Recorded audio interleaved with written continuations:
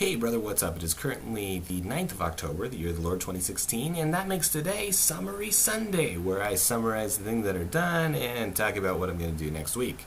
So, without further ado, I'm going to switch to the desktop mode because that's where you can see my code.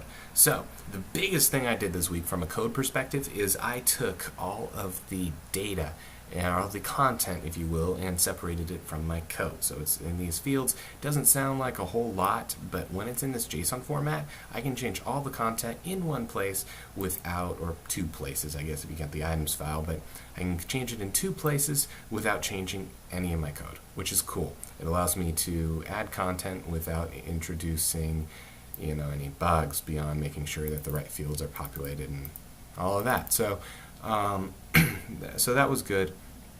And then I also went to the game. It's difficult to remember how much I got added this week, but if you go to new game, we got this new shiny little background from Friday. Needs some refinement to be sure, but it's the first step towards some really cool transition-y stuff. Adding all the data means that there are now 32 goods inside the game. You can try and collect them all. And if you leave the station, there are real planets here as opposed to the canned ones that I had before. So if I go over to, say, Tethsman, we can go to the Uian homeworld here, and we can trade with an Uian. And there are a bunch of different items and such available. So let's go ahead and talk about next week. So what I'm going to be working on next is taking this trading mechanic and polishing it a lot. So right now you can do some silly things. You can do circular trading where I'll trade my goods for you, or I'll trade some of my goods for your good. I'll trade you your goods back and get all of my goods, or some of your goods back and get all of my goods, and I come out at the end with all the goods I had before, plus some of your stuff. And if I do that enough, you can just bleed the merchant dry. We don't want that. So I'm going to be working on a solution to that, some mechanics that gracefully stop and believably stop the player from doing that. I'm also going to be making merchants a little bit more competitive in some areas and less in others. So what I'm going to do is I'm going to give them a list of items they desire, or really categories of items. So some merchants may be interested in buying food and cleef, anything that's made by the cleef. And those are the bird-like people. And they will pay more for that stuff.